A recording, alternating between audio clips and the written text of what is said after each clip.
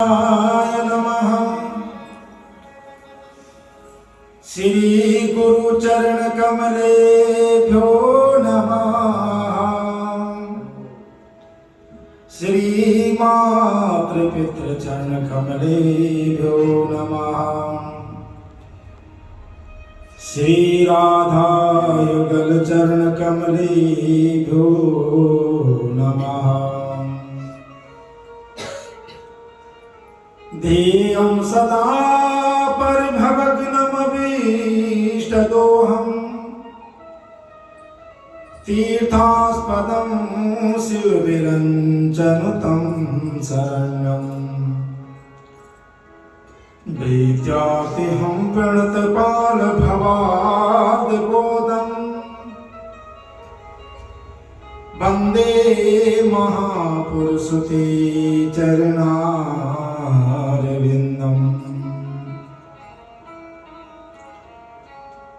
खरवस्तूलतनं गजेन्द्रवदनं लम्बोदरं सुन्दरम्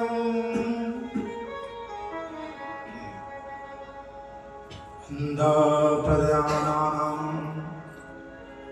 खरवस्तूलतनं गजेन्द्रवदनं लम्बोदरं सुन्दरम् प्रस्यादनमकन्द्रोत्पामाव्यालोलगण्डस्थलम् दन्ताघातविदारिधारुद्रे सिन्दूरशोभाकरम् वन्दे शैलसुतासुतं गणपतिं सिद्धिप्रदं कामदम्। जय जय राधा रमण हरि जय जय नवल किशोर जय गोपी चित चोर प्रभु जय जय माखन चोर। राधा मेरी स्वामिनी मैं राधा जुगदास जन्म जन्म मोह दीजिए श्री वृंदावन को जन्म जन्म मोह दीजिए श्री चरणों का वार। हे रामा पुरुषोत्तम नरहरे नारायणं केशवम् गोविंदं गरुड़ध्वजा गुणनिधे दामोदरं माधवम्। हे कृष्ण कमलापति यदुपति सीतापति श्रीपति वैकुंठाचराचरपति लक्ष्मीपति पाहि माम्। बोले भक्त वत्सल भगवान की जय, नारायण भगवान की जय, राधा माधव सरकार की जय, कार्तिक पावन मास की जय, तुलसा महारानी की जय।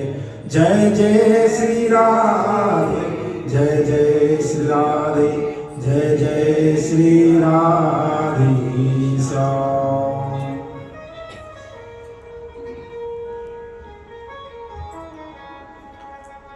परम मंगलमय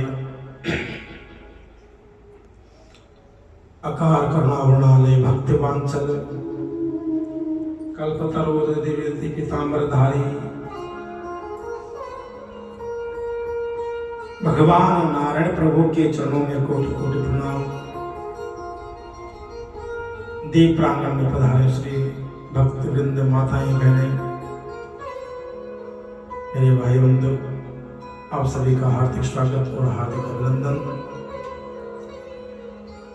आइए अपने मन और वाणी को पवित्र करते हुए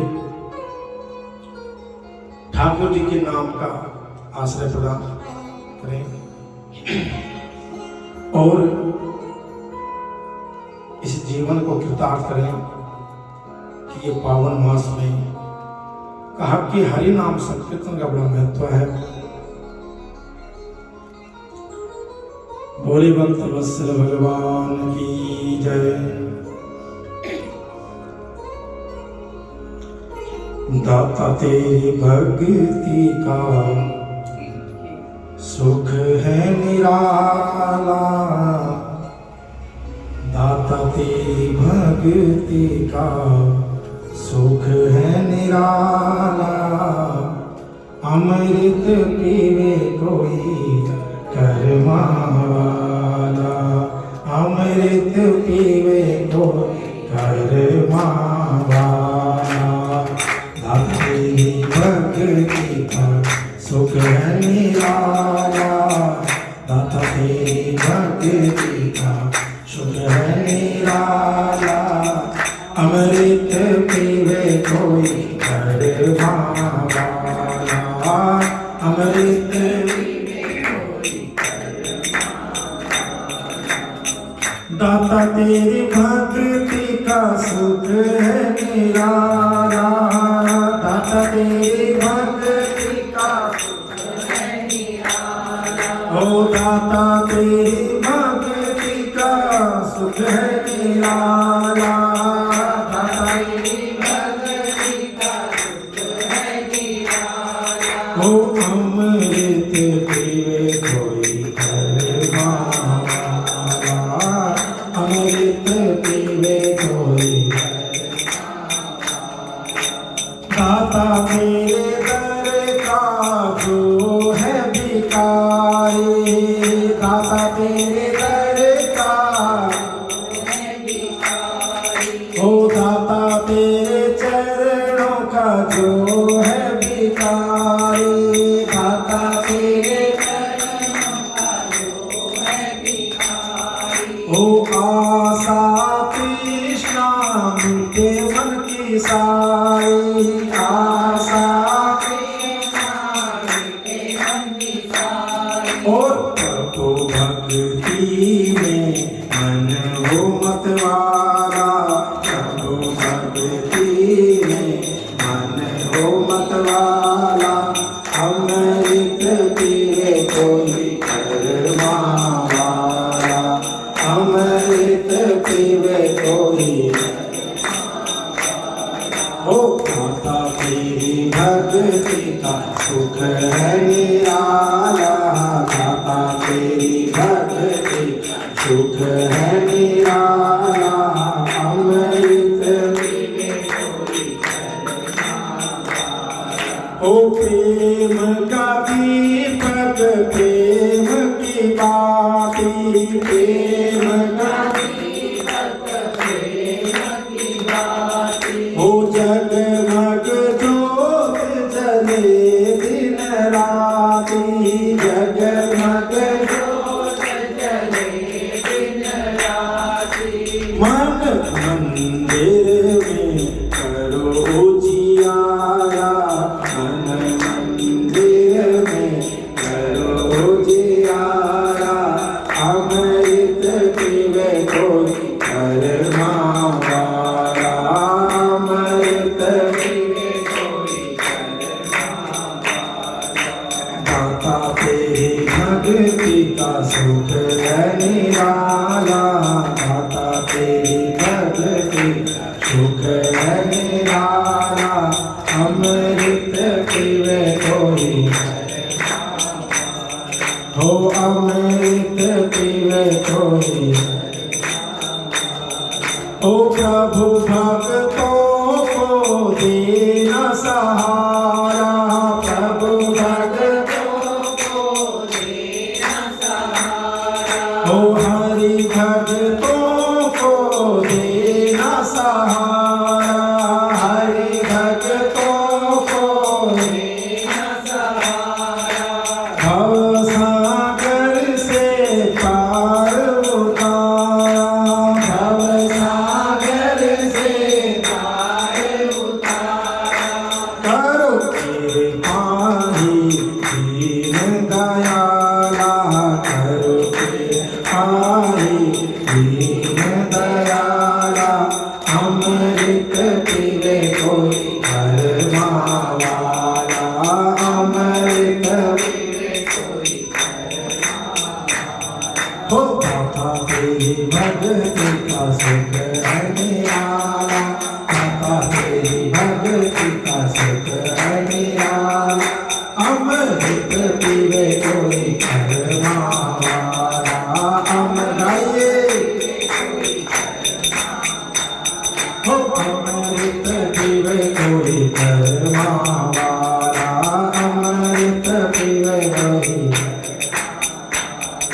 गोविंद जय जय गोपाल जय जय गोविंद गोपाल जय जय गोविंद जय जय गोपाल जय जय गोविंद जय जय गोपाल जय जय गोविंद जय जय गोपाल जय जय गोविंद जय जय गोपाल जय जय गोविंद जय जय गोपाल जय जय गोविंद जय जय गोपाल जय जय ओ गोविंद जय जय गोपाल जय जय गोविंद जय जय गोपाल जय जय गोविंद जय जय गोपाल जय जय गोविंद जय जय गोपाल जय जय गोविंद जय जय गोपाल जय जय गोविंद जय जय गोपाल जय जय गोविंद जय जय गोपाल जय जय गोविंद जय जय गोपाल जय जय गोविंद जय जय गोपाल जय जय गोविंद जय जय गोपाल जय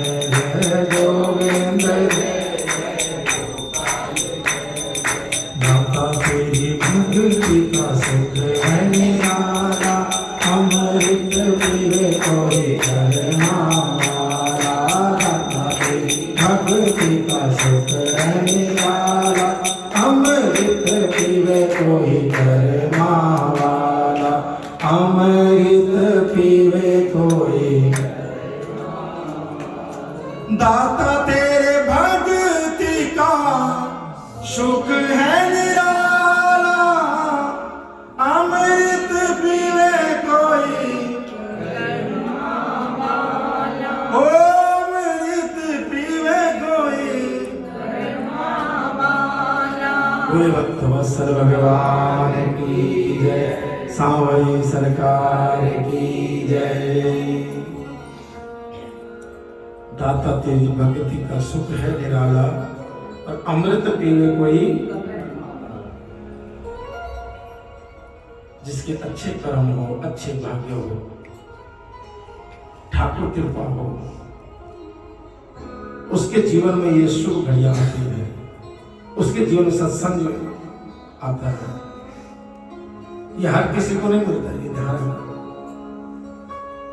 कहा कि संसारिक सुख हर बंदा कमा लेगा धन ऐश्वर्य मकान कोठी बंगला लेकिन कहा कि प्रभु भक्ति किसी लाखों में एक को मिलती है भगवान कथा किसी लाखों में एक को मिलती है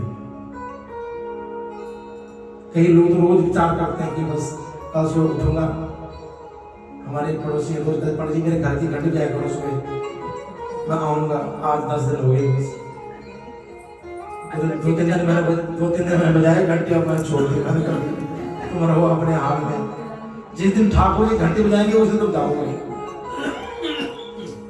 पंडित जी की घंटी बजाने से भी तुम उठोगे सही बात है कहा कि जब प्राणी गर्भ में होता है तो वो ठाकुर से विनती करता रहा दिन प्रभु कि मुझे इस गर्भ से बाहर निकालिए और बाहर जाकर के आपका भजन करूंगा मैं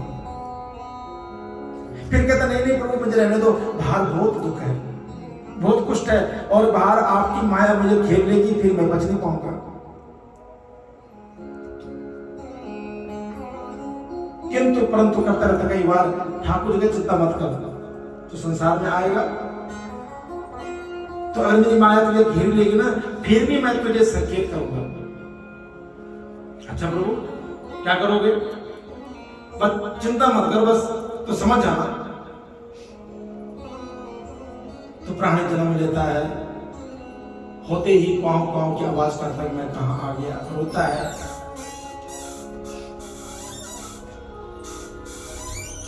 कि कबीरा जब हम पैदा हुए जगह से हम रोए ऐसी करनी कर चलो हम हंसे जग रोए भगवान चिंता मत कर, तुझे मेरी माया नहीं घेरी। जब हम पैदा हुए दुनिया हंसी, बधाई हो बेटा हुआ है, बधाई हो बेटी नहीं है, खुशियां मनाई। लेकिन किसी ने पूछा तुझे क्या चाहिए, तो क्यों रो रहा है? वो भगवान से बिछुड़ता है और रोता है। लेकिन ठाकुर ने कहा चिंता मत कर, ऐसे कर्म करके चल कि एक दिन तो हंसता हंसता प्राण त्याग दे और तेरे लिए भगवान का विमान आए, लेकिन ये संसार तेरे लिए रोए, तो हंसे जग रोए। धीरे धीरे वो आगे चल पड़ता है, जीवन में जिम्मेदारी में बढ़ता है। लेकिन जब कहा कि जीवन का चतुर्थ चरण आता है, भगवान संकेत करते हैं कि ध्यान रखना, पगले अभी समझ जा। तो पहले धीरे धीरे क्या करते हैं, कहा कि जिस आंखों से तो संसार की मोह माया को देख रहा है, पहले उनको कम कर। ये आंखें तो बहुत कुछ देखती है, और इनसे हमारी क्या है, तृष्णाएं बढ़ती है, बढ़ती नहीं बढ़ती है। तो पहले इस पे कब्जा कर ले, तो धीरे आंख की नजर कमजोर कर देते हैं। पहला घंटी यहाँ मारे ठाकुर जी। अब आजकल तो खान पान ऐसा हो गया कि सबकी निगाहें कमजोर हो गई है, लेकिन शास्त्र का प्रमाण था कि 4 चीजें ऐसी हैं। दूसरा कहा कि संसार का सुख उतना लो जितना आपके लिए पर्याप्त हो, अधिक सुख लोगे तो वो भी। अब एक चीज मेरी बात को माइंड मत करना, जो लोग चलो टूटने दर्द होगा कुछ चला के पाऊंगा, लेकिन कुछ लोगों ने आदत बना ली है। अब मैं हम जाते नहीं कीर्तन जाते, कीर्तनों में कथा हो जाते, रोड़ी लेडीज सभी कुर्सी बैठेगी और भाई लोग नीचे बैठे होते हैं, तो भाई को बराबर नहीं है। सिर्फ फैशन चक्कर में कि हमारी ड्रेस खराब ना हो जाए, ड्रेस की कई क्रीज खराब ना हो जाए, अलग दिखना है सबसे, कि मैंने क्रीम पाउडर कितना लगाया हुआ, श्रृंगार कितना किया हुआ। कभी देखना आप 90% हमारी देवियां उसे बैठी होती है। शरीर को जितना साधनों में बढ़ाएंगे उतना ही वो धीरे धीरे खत्म हो जाएगा, और जितना इसको कसोगे और कसता जाएगा। इस शरीर को ढील मत दो, एक दिन कट जाएगी पतंग की तरह। पतंग को तुम ढील दोगे 2 मिनट को उड़ा ले जाएगा। शरीर भी ऐसी है, इसको इसमें संयम रखिए, थोड़ा पैरों को मोड़ के बैठिए, थोड़ा कमर को शुद्ध करके बैठिए, है ना। सिद्ध आसन, पद्म आसन, है ना, कई आसन होते हैं ना, मुझे याद नहीं है। ये योगा लोग बैठे पीछे, योगाचार्य लोग, इनको पता होगा, है। वज्र आसन, कई आसन है, हजारों आसन है आपको योगा में तो बहुत। लेकिन हमारे लिए 2-3 आसन बहुत जरूरी है। एक वज्रासन खाने के बाद, पद्म आसन और सिद्ध आसन रोज कम से कम बैठो 10 मिनट। पद्म आसन 10 मिनट बैठ जाओ, मैं करूं, पैरों की हड्डियां ठीक हो जाएगी सब कुछ। लेकिन बैठता नहीं कोई, कोशिश करके देखिए। फिर कहा कि उसके फिर धीरे धीरे उसके दांत कमजोर कर देते हैं। फिर तीसरा घंटी मारते हैं, बाल व्हाइट कर देते हैं। लेकिन इंसान नहीं समझता, बालों को हर महीने डाई होती है, दांत नहीं लग के सोने के बड़े चमचमाते हुए, है ना, आंखों में लैस डाल दे, जर्मन लैस, ठाकुर का तो सुधरेगा। और चौथे घंटे ऐसी मारी, चल बेटा यम के द्वार से तेरे लिए बुलावा आएगा। इसलिए ये सत्संग का प्याला यहाँ किसी को नहीं मिलता, ये हमारा सौभाग्य है ना, कि सुबह से उठ के भाग के चलो भैया आज कथा सुननी है। अरे कुछ तो मिलेगा, मैं तो कहता हूं कुछ तो करो, है ना। और कार्तिक महात्म्य की महिमा तो इतनी बताई गई है कि ना पूछो। महात्मा है महिमा की, बैसाखी महापर्व की, मकर संक्रांति महास्नान की, ये तो ऐसे महापर्व हैं, इन दिनों में जितना भैया करोगे बहुत कम है। तो कल हमने कथा में श्रवण किया था कि कार्तिक के महीने में क्या कहीं नहीं खाना चाहिए, है कुछ याद ही भूल गए सब। बोलो राधे राधे।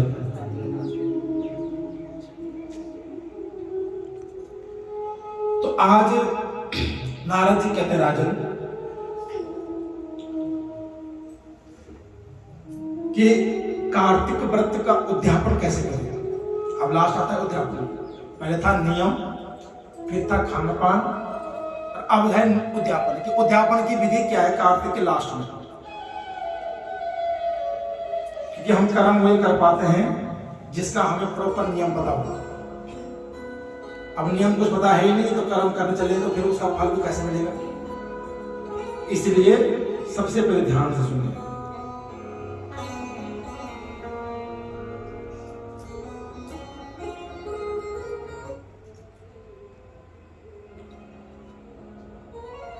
यथो वर्जवर्तना सम्यगे उद्यापन विधि निपम तम शृणुस्व महाख्यातम सविधानम समासतः। हे राजन, अब तक मैंने आपको सारा विधि बता दिया है, लेकिन अब उद्यापन की विधि आप भले भांति समझ लीजिए।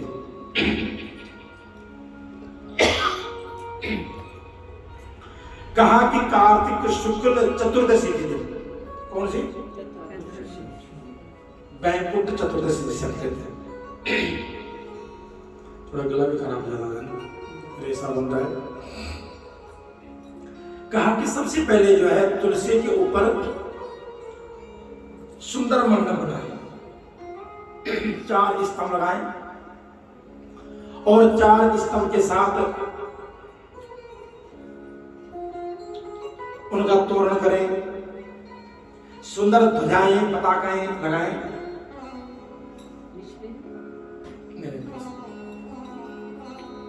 और कहा कि गोबर और मिट्टी से गोमूत्र साथ एक मंडप लेप करके वहां पर सुंदर मंडप की स्थापना करें।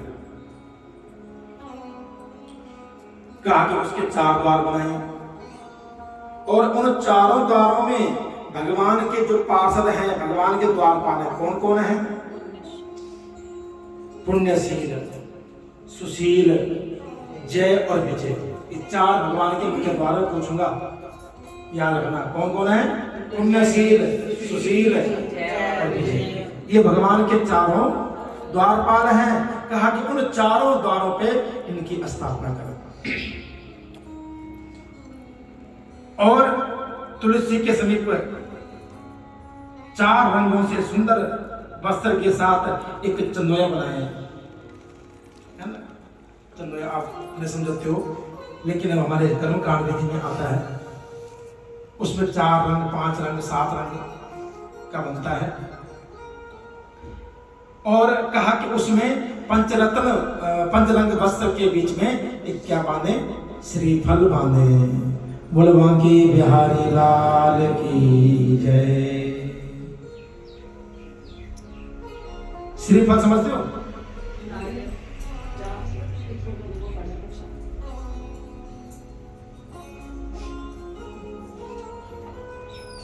क्या कहते हैं? श्रीफल। नारियल को, वाह क्या बात है। नारियल हमारी और तुम्हारी भाषा में है, लेकिन श्रीफल शास्त्रों का नाम है। और श्रीफल मां भगवती का अखंड फल है। ध्यान रखना, किसका है? भगवती का अखंड फल है। इस फल में वरदान दिया मां भगवती ने, ये कभी खंडित नहीं होता है। श्री सती लक्ष्मी चपर्या महोरात्रि पार्श्वे नक्षत्राणि, ऐसा फल है जो कभी सड़ता नहीं, कभी गलता नहीं है। और हजारों साल रख लीजिए, ध्यान रखना, कोई फल होगा संसारिक वो सड़ जाएगा, गल जाएगा, उसकी एक समय अवधि होती है, लेकिन श्रीफल की कोई अवधि नहीं है। मानते नहीं मानते? हजारों वर्ष रख लो, पानी सूख जाएगा, अंदर से फल खत्म हो जाएगा, लेकिन उसका छिलका और उसकी जो बनावट है कभी खंडित नहीं होती। इसलिए आज भी देखिए कलश में हमारे श्रीफल, किसी बहन की झोली भरनी श्रीफल, किसी गोद भाई करने श्रीफल, घट स्थापना करने श्रीफल, हर जगह अनिवार्य है। तो कहा कि उस पंचरंग चंदोया पे भी श्रीफल बांधते हैं। हमारे यहाँ बांधते हैं, 4 स्तंभ बनते हैं, 4 कोनों पे वस्त्र के 4 कोने बांधते हैं, सेंटर पे श्रीफल और उसमें कुछ सुपारी दक्षिणा बांध करके सरसों और तिल बांध के, ऐसे होते हैं। और फिर कहा कि उसके मध्य में क्या करें? सुंदर वस्त्र बिछा के चौकी के ऊपर भगवान तुलसी मैया और भगवान नारायण की स्थापना करें। और उसके बाद गुरु आज्ञा लेकर के, गुरु से आज्ञा ले और भगवान सर्वतोभद्र की स्थापना करें। अब आप लोग आते हो पूजा करवाने के लिए नवरात्रों में, तो हम वो बनाते हैं ना सर्वतोभद्र, भगवान नारायण का अखंड मंडल है। सर्वतो मणि सभी का कल्याण करने वाला मंडल कहा कि उसकी स्थापना करें और उस मंडल के ऊपर भगवान विष्णु की प्रतिमा को स्थापित करें। क्या भगवान का निरंतर पूजन करें कि ये किता राजन वैकुंठाख्या चतुर्दशी यस्यां भूषणेमेवा वैकुंठम प्राप्नुयानः। हे राजन, चतुर्दशी के दिन इस प्रकार भगवान का मुंडा बना करके उनकी पूजा करें, उनकी अर्चना करें, सुंदर से भगवान का अभिषेक करें दूध दही घी शहद शक्कर के साथ। और उसके बाद रात्रि में क्या करें, जागरण करें। चतुर्दशी के दिन रात को सोना नहीं है, ध्यान पूरे कार्तिक महीने फर्स्ट लोग कम से कम, है ना, जागरण करें। और अगले दिन कि होमं कुर्यातयो विप्रान् संतर्प्या प्रतापवान् साकल्यं तु दक्षिणायां दद्याद्विजशाखवज्जिता।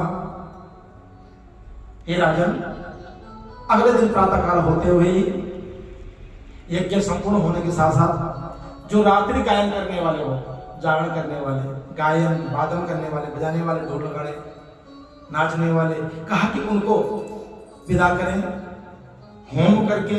और उसके बाद दीपदान जो हम लोग करते हैं पूर्णमासी दिन, और उसके बाद ब्राह्मणों को भोजन करवाएं। कितने ब्राह्मण, कितने, कहा कि 30 ब्राह्मण को भोजन कराएं, क्योंकि कथा 30 दिन की भैया, है ना। लेकिन शास्त्र कहता है कि अपनी श्रद्धा अनुसार हो सकता है, एक ब्राह्मण के निमित्त को भोजन दीजिए, है ना। कहा कि ही राजन, इस प्रकार जो है ब्राह्मणों को भोजन करा करके, उनको दक्षिणा प्रदान करके और उनको स्वस्थान छोड़ दें।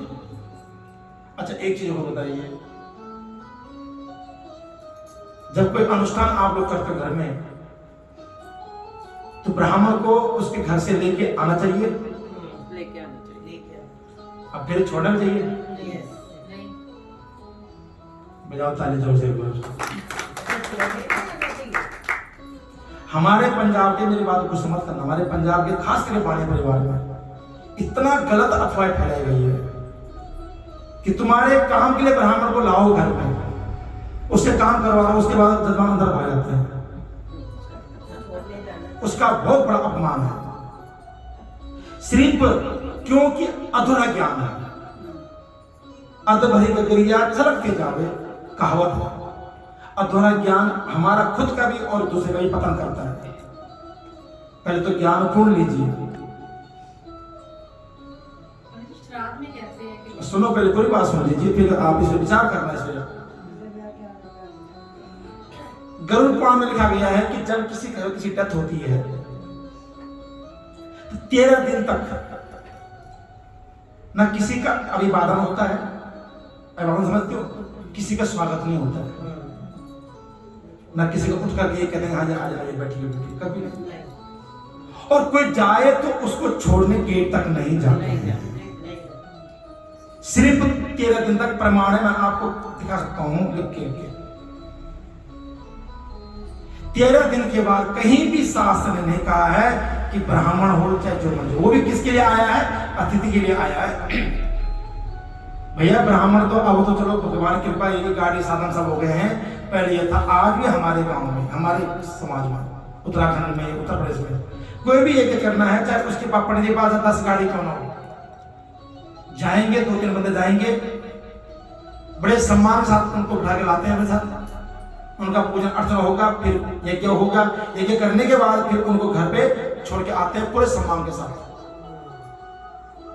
तब जाके आपको संपूर्ण फल मिलता है।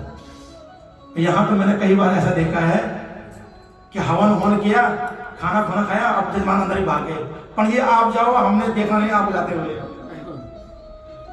मैंने घर की दुल्हन हूँ क्या बेटी हूँ कि हमें रोना आ जाएगा, पृथ्वी विदा घर छोड़ बाबू को जाएगा।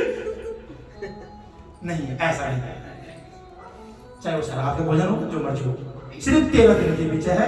वो भी कहा कि अतिथि सत्कार ना करें, किसी को प्रणाम नहीं कर सकते, उसमें आप किसी का स्वागत नहीं कर सकते हो, किसी को विदा नहीं कर सकते हो। उसके बाद कभी भी हो, ब्राह्मण को कोशिश कीजिए अपने साथ उठा के लाए गाड़ी पे, उसको सम्मान का खिलाए पिलाए, फिर छोड़ जाइए, है ना। तो ये कभी भी हो, ये ज्ञान जीवन में 10 लोगों को बांटिए, 20 लोगों को बांटिए। लोग अधूरे ज्ञान में बहुत घूम रहे हैं। ये पंजाब में ये जानते हैं कि पंजाब में बहन बहुत है, बहुत ज्यादा। 25 साल मुझे यहाँ हो गया, लेकिन लोगों को सुनाना बहुत मुश्किल है। मैंने कहा ना कि यहाँ से जो मर्जी बक दूं मैं, जो मर्जी बोल दूं, लोग उसकी कदर नहीं करेंगे। अरे पड़ोसी ने बोल दिया, अरे परसों भद्रा लग रही है, दीदी तू ठीक है, तो तीसरी आ जाएगा, हाँ मैंने सुना भद्रा लग रही है, अब पंडित जी की बात है। अब कार्तिक से देख लो दिवाली पर, ये पंचांग जो है पूरे विश्व में घूमता है, पूरे विश्व में, और आज से नहीं है, हमारा जन्म अब हो रहा है, हमारे कई पीढ़ी पूर्व से ये पंचांग छपता है। देवी दयाल जब इसने लिख दिया कि भैया 1 तारीख को ही दिवाली मनाई जाएगी, अब सपोज एक चीज समझिए आप, अब आपकी अमावस शुरू हो रही है 31 तारीख को शाम को 3:55, तो आपका मध्याह्न काल तो गया। अब जिन लोगों ने जठरों के यहाँ से मिट्टी निकालनी है, पितरों पूजन करना है, पहले मध्याह्न काल में अमावस पूजा करनी है, वो कैसे करेंगे? अब उन्होंने रात दिवाली पूज दी, अगले दिन क्या करेंगे?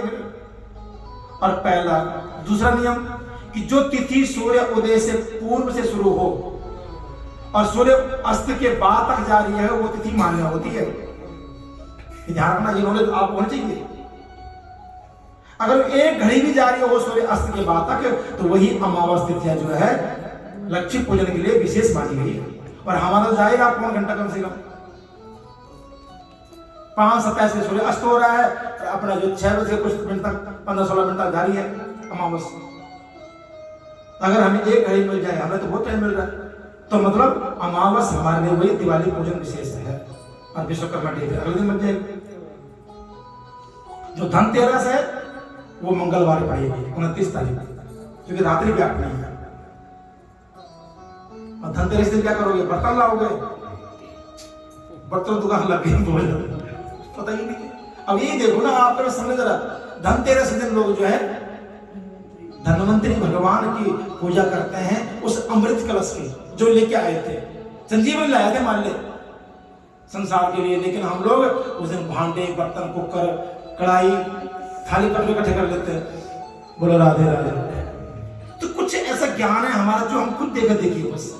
हाँ ठीक है, उस दिन कोई चांदी का सिक्का ले लीजिए, सोने का सिक्का ले लीजिए, और एक सुंदर कलश में जो है उस सिक्के को रख के उसकी पूजा कीजिए, अमृतमय कलश का पूजन कीजिए, भगवान धन्वंतरी का पूजन कीजिए, तब देखो फिर। लेकिन बर्तन रखने से नहीं होगा। तो कहा कि कुछ ज्ञान ऐसा है जो अधूरा है, जिससे हमारा भी पतन और सुनने वाला का भी पतन हो सकता है। बोलो राधे राधे। कहा कि विष्णु के निमित्त जो भी गायन करें, पूजन करें, वहां उन सबको जो कहा कि सुंदर भाव से प्रसन्न करके उनको विदा करें। कहा कि जो मुख से बाजा बजाता हो, हाथ से ताली बजाता हो, सुंदर सुंदर आल्हा करता हो, उधर संगीतकार, है ना। कहा कि उन सबको जो है पूर्णमासी के दिन भोजन कराइए, दक्षिणा देकर के उनको विदा करें। और क्योंकि कहा कि भगवान विष्णु ने पहला अवतार क्या लिया था? मत्स्य अवतार लिया था। इसलिए महाराज वो पूर्णिमासी का दिन था जब भगवान जल में प्रवेश कर गए थे।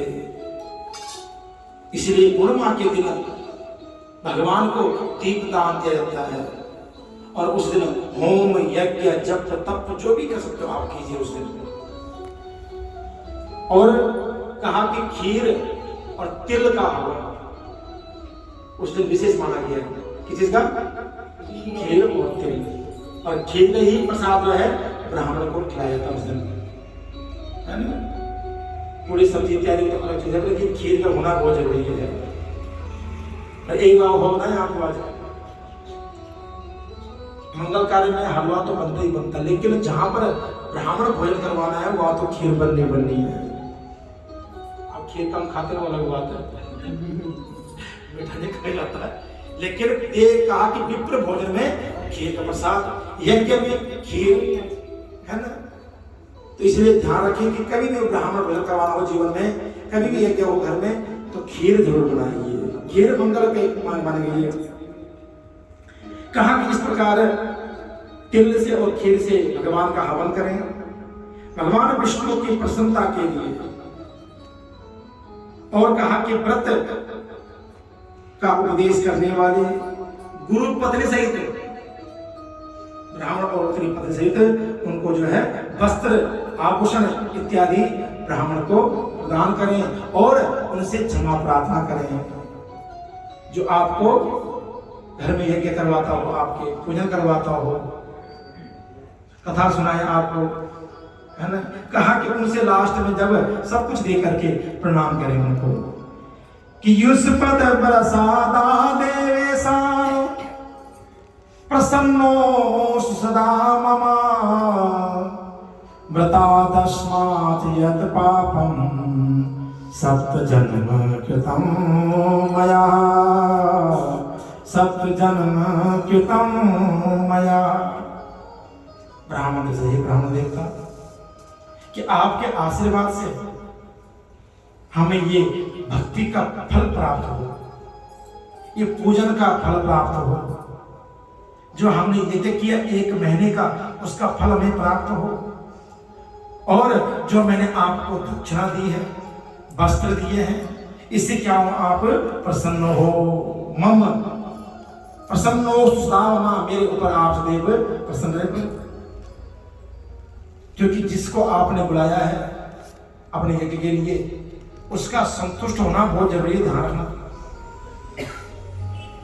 हम शादी ब्याह में यज्ञों में इतना कुछ लगा खर्च कर लेते हैं, लेकिन जिसकी मेन भूमिका ब्राह्मण की होती है, अगर वही संतुष्ट नहीं हुआ तो फायदा नहीं है। उसका संतुष्ट होना बहुत जरूरी है। और आज की डेट पे शादी ब्याह में तो खास करके अब तो ऐसा लगता है कि शादी ब्याह जाना बेकार है हमारा, ब्राह्मणों का कोई सम्मान नहीं है। ठीक है, उधर भरना है, जीविका है, मजबूरी है, नहीं तो जितना ब्राह्मण का अपमान शादी ब्याह में है ना, कहीं नहीं है। न कोई खाने पूछता, न कोई पानी पूछता, दक्षिणा चलो बाद की बात है, वो भी रोग मर के 51,000 निकाल दे तो भाई साहब 15 मतलब जान ले ली पंडित ने, हैं। और जो नाचते हैं ना वो स्टेज पे, वहां तो गड्ढे गड्ढे कब बाहर निकल जाते पता नहीं चलता। ये दुर्भाग्य हमारा देश का। और ये कुछ शहरों में है, मैं केवल पंजाब में, कुछ जगहों में है, हर जगहों में नहीं है। हमारे यहाँ तो कभी भी नहीं ऐसा हो सकता। हमारे यहाँ तो ब्राह्मण पंडित जी के लिए तो अलग खाना बनता है, शादी विवाह में पंडित जी का अलग खाना बना, प्यार सुनकर, और एक बंदे की न्यूज लगाई हुई है, क्योंकि मेन भूमिका ब्राह्मण की, और वो सबने देख ली है। कोरोना काल में मैंने खुद इसी बसंत में जो है 6 शादी करवाई थी। कोरोना काल में कोई नहीं था, न बैंड, न बाजे, न मामा, न चाचा, न ताऊ। 4 बंदे घर के लड़की वाले, 4 लड़के वाले, कोठे के अंदर फेरे करवाए, लेकिन पंडित जी का होना अनिवार्य था, क्योंकि सर्टिफिकेट तो पंडित जी ने देना भैया, अब तो बहुत जरूरी हो गया मैरिज सर्टिफिकेट, है ना। लेकिन उस ब्राह्मण का कहीं पर सम्मान नहीं है, लोग खाली उसको यूज करते हैं, ले छोड़ते हैं। रात को ठहरे पूछेंगे पंडित जी तैयारी हो गई, ये नहीं पूछेंगे आपने खाना खाया, कुछ लिया आपने, नहीं लिया, नहीं पूछते। मैं सच कह रहा हूँ, मेरी आप बीती जीवन की, अब नहीं करेंगे तो हमारी मजबूरी, चलो क्या करें, बच्चे पालने भैया। लेकिन कई बार मन बहुत उठता है कि छोड़ो पुलिस की, कभी 5,000 नहीं कमाएंगे, क्या करना, छोड़ो, फिर सोचते चलो कोई बात नहीं। ब्राह्मण का दिल उदारता होती है, कोई बात नहीं, जो करेगा वो भरेगा। फिर आएंगे 2-2:30 बजे खा पी करके, फिर वहां चौड़े होते हैं, कई तो लोग तो अनाप शनाप रखते हैं शादी विवाह में, वो ड्रेसिंग देखना पड़ता है हमें। कई लोग बड़ी दक्षा भाव दे, वो दक्षा के द्वारा आती नहीं है, ऐसे लोग भी। तो उस टाइम शादी ब्याह कराना बहुत दुख लगता है कि नहीं कराएंगे नहीं शादी ब्याह। जिस जगह भाई हमारा सम्मान ना हो, मर्यादा ना हो, उस जगह का जाना ये हमारे लिए दोष है ना। ये तो सबके लिए है कि जिस जगह पे आपका सम्मान ना हो उस जगह मत जाइए, चाहे भूखा रहना पड़ जाए। तो थोड़ा इस चीज का ध्यान रखें जीवन में, आगे अपने रिश्तेदारों में, समाज में कभी किसी ब्राह्मण बुलाते हो शादी ब्याह पे तो उसका सम्मान जरूर कीजिएगा। बोले बांकी बिहारी लाल की। तो कहा कि इस प्रकार जो है ब्राह्मण से क्षमा याचना मांगे। उसके बाद कहा कि गोदान करें प्रायश्चित के लिए। कोई हमसे भूल चुकी हो कार्तिक के महीने में तो गाय माता को जो है प्रणाम करें। और भगवान कहते हैं कि इस प्रकार जो भी कर्म करता है उसको संपूर्ण कार्तिक मास का फल प्राप्त होता है। कि देहि स्थानि पापानि कंप्यान्ति चातद् भयात् क्वायास्याप भवेति सायतावत् किन्नरः। कहा कि देह में जितने भी पाप हो वो भी थर थर कांपते हैं।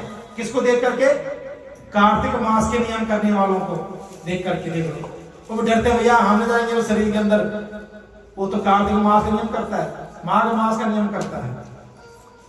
इस प्रकार कार्तिक व्रत के नियम को जो भी भक्ति से श्रवण करता है, नियम करता है, कहा कि उसके सारे पाप नष्ट हो जाते हैं। और करने वाले के नहीं, केवल जो उसको देखने वाला भी हो। ध्यान रखना, अगर आप यहाँ से कथा करके निकलते हो, सुन के निकलते हो, कोई आपके दर्शन कर ले। अब जितनी देवियां आए हैं उनके देवता लोग नहीं आए, साथ में खाली रमेश जी आए है ना। तो देवताओं को दर्शन देना घर जाके, चलो प्रणाम करो, बोलो राधे राधे। और जो देवता लोग आए वो देवी को भी आशीर्वाद लो, कथा सुन के आए। तो उससे क्या होगा, उनका भी कल्याण साथ में हो जाएगा। बोले भक्त वत्सल भगवान की। इस प्रकार से आप सभी ने जो है कार्तिक माह का नियम करना है, ठीक है ना। ध्यान रखें कि जिसको खान पान में भी, नियम में भी, और कोशिश करें कि इस महीने में थोड़ा सा प्रतिबंध रखें, कुछ खान पान का भी, कुछ बातों का भी। जहाँ पर 4 बातें बोली वहां 2 ही बातें बोल के चुप हो जाइए। क्रोध आ रहा है तो मुट्ठी बंद कर लीजिए, अपने आप को संयम से बांध दीजिए, है ना। तो आप ऑटोमेटिकली पाप कर्म से बच जाओगे। तो आइए आज की ही नियमावली को विराम देते हैं, कथा को विराम देते हैं। फिर कल से जानेंगे कि तुलसी की महिमा क्या है। कल से भगवान नारद जी आर्यभट्ट को तुलसी के बारे में बताएंगे कि तुलसी की उत्पत्ति कैसे हुई, क्यों हुई, क्यों भगवान नारद को तुलसी प्रिय है। इसलिए ध्यान रखिए समय का। बोलो तुलसी महारानी की जय, भक्त वत्सल भगवान की जय। जय जय श्री राधे, जय जय